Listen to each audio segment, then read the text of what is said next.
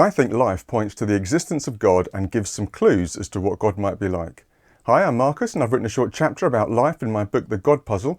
I've also made it into an animated video, but here I want to share a few more thoughts.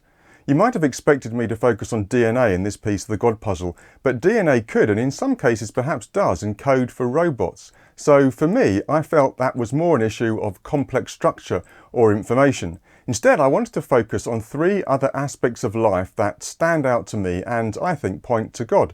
The first is the massive qualitative difference between life and non-life. The second is the origin of life, and the third is the counterintuitive end of life. I'll unpack those a bit more in a moment, but first, what exactly is life? What is the force that through the green fuse drives the flower?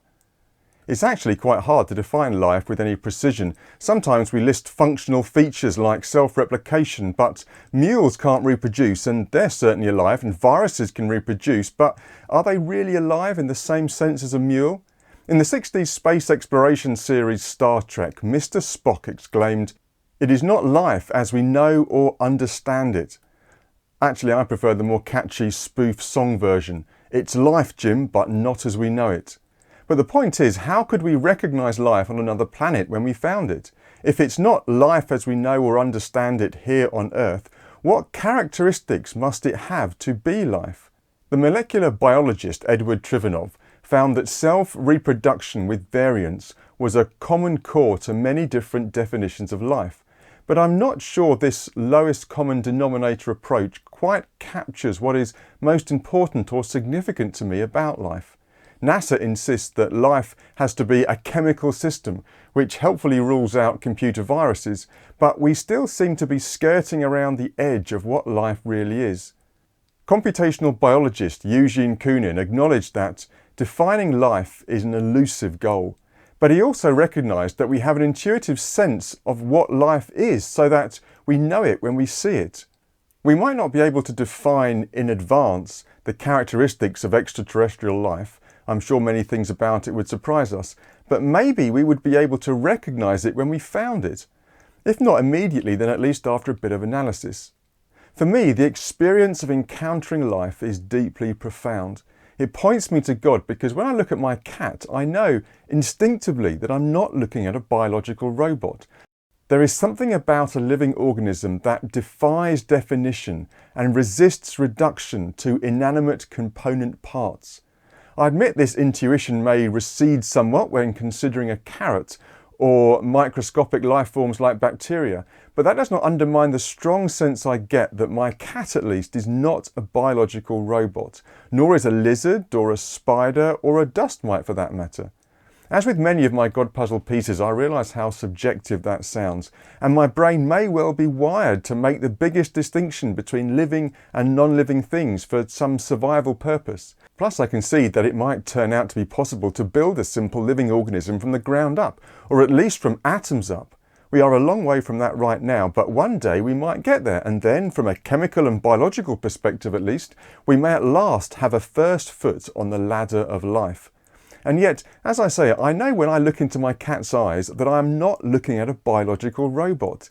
It is more than the sum of its atomic parts and electrical potentials. Is that delusion or discernment? We will each have to make up our own mind, but for me, it's the latter. At the heart of this piece of the God Puzzle is a recognition that life is manifesting something more than mechanical. Something is being expressed through an animated arrangement of carbon atoms, like someone hiding behind the curtains in a game of hide and seek. As you scan the room, the motion of the material betrays the presence of another person. Like a cat transfixed by the rustle of a soft toy tugged under a rug, we are fascinated by the molecular movement of life. The cat knows there is something beneath, and we intuit a special ontology behind a certain sort of biological behaviour, or I do at any rate.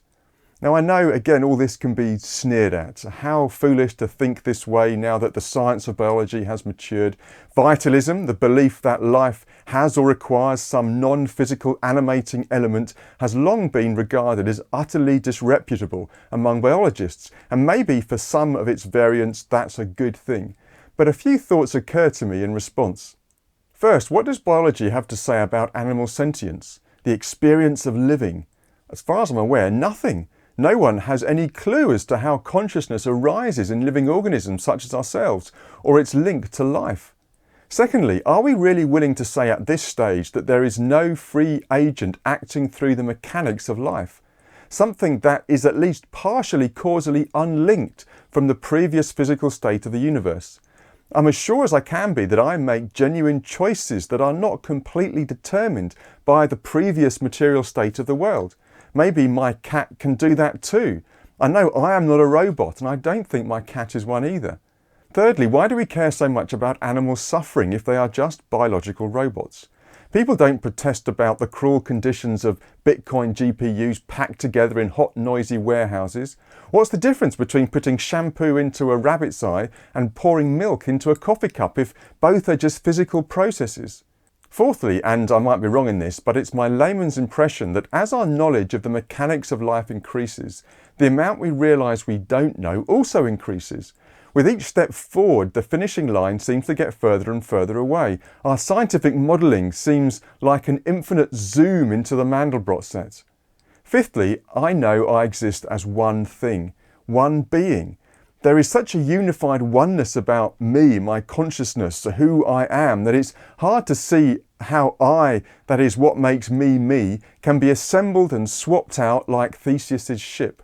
Now, in all this, I'm not saying that any particular version of vitalism is correct, just that given our very limited understanding of what life actually is and of what matter actually is, I wonder why the possibility of something like an immaterial soul has been so confidently taken off the table, and I am frankly a bit suspicious of any superior smirking towards it as an idea, that is, the idea of a soul. Obviously, the theory that a mysterious vitalizing principle is responsible for creating organic compounds has been demonstrably false since Friedrich Wöhler had synthesized urea in 1828. But that's not the same thing as thinking that life might be more than just complex biology, chemistry, and physics as we currently understand them. Basically, I'm not yet prepared to give up my deep intuition about the specialness of life in exchange for a scientific theory that describes just such a tiny fraction of what life is and how it works. Sure, we know bits, but it's just a drop in the ocean. It seems a little premature, therefore, to assume it's all now just dotting the I's and crossing the T's. There are currently whole chapters, if not volumes, missing from the story of life. I was watching some kittens play the other day and wondered how the DNA of their genes reproduced a brain wired to generate such interesting and complex behaviour, such specific learning mechanisms. Maybe others know more, I'm sure they do, but for me, life as I look at it points to something more than just molecular mechanics.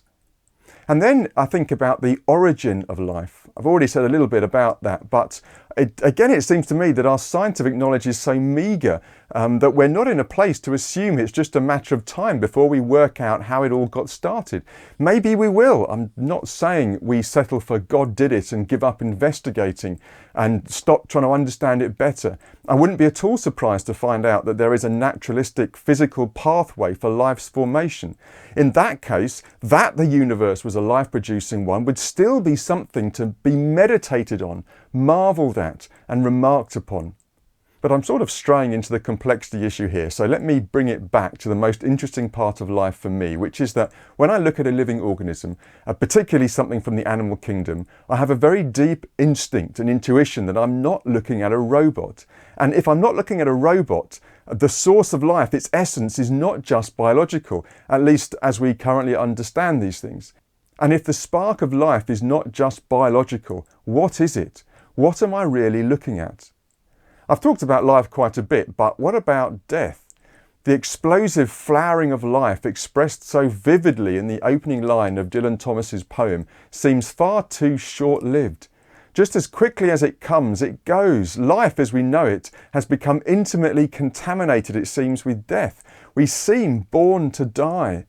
My cat died a few years ago. It was a strange experience standing in the pet morgue, looking down at its black, motionless body.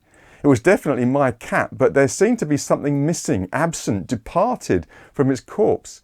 Now, I can see how some cultures, in fact, believe that a soul leaves the animal at death. But what about our own death? It's one thing to contemplate a pet's death, but what about people's death?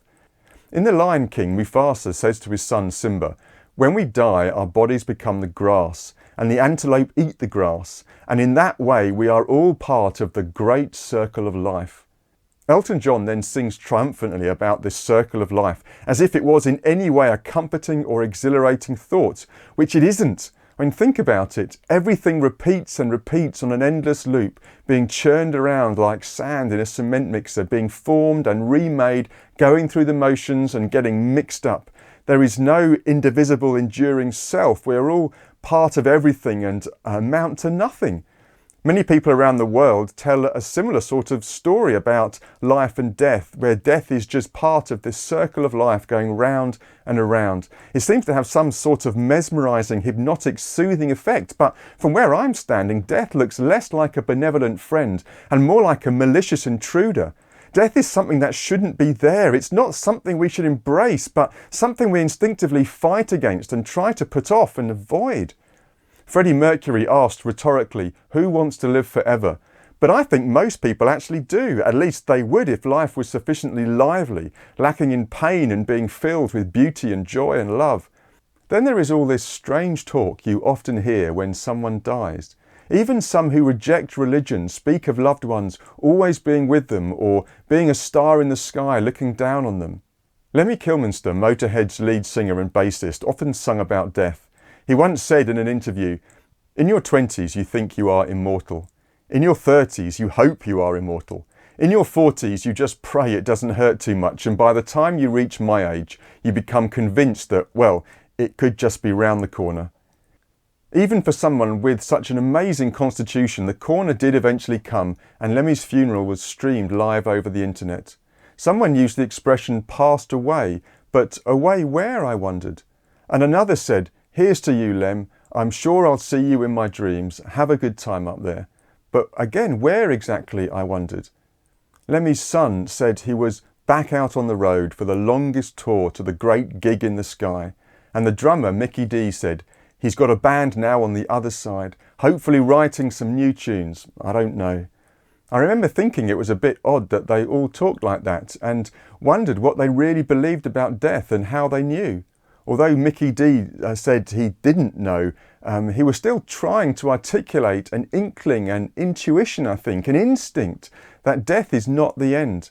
Perhaps people sometimes talk like this because it seems so inconceivable that death is really the end of a person they knew so well and for so long, and who was always so full of life. Surely their life can't just end like this. There must be more.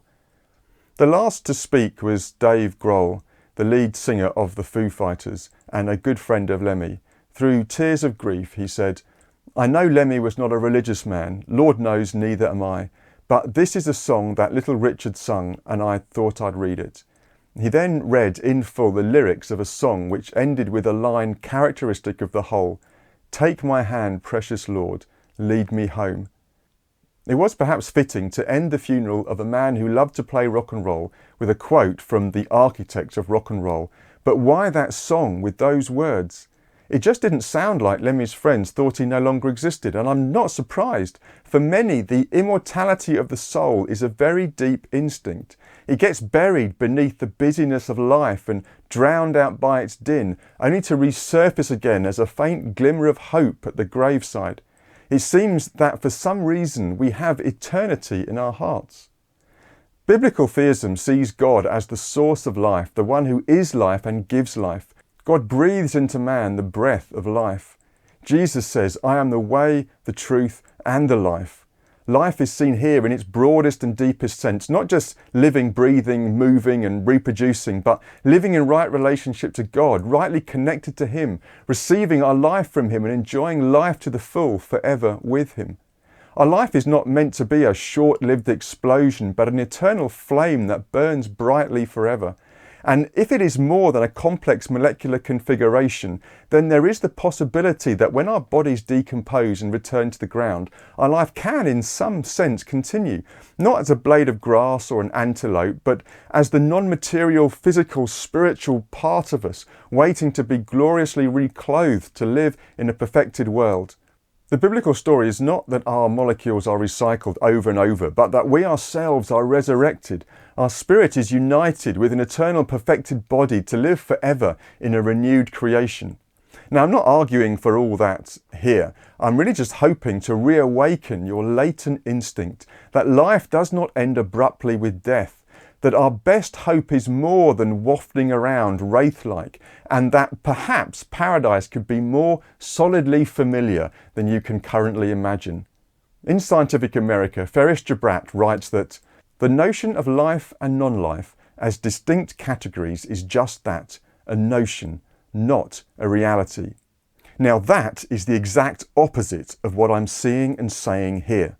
I think our categorization of life and non-life is a recognition of something real, something special and significant.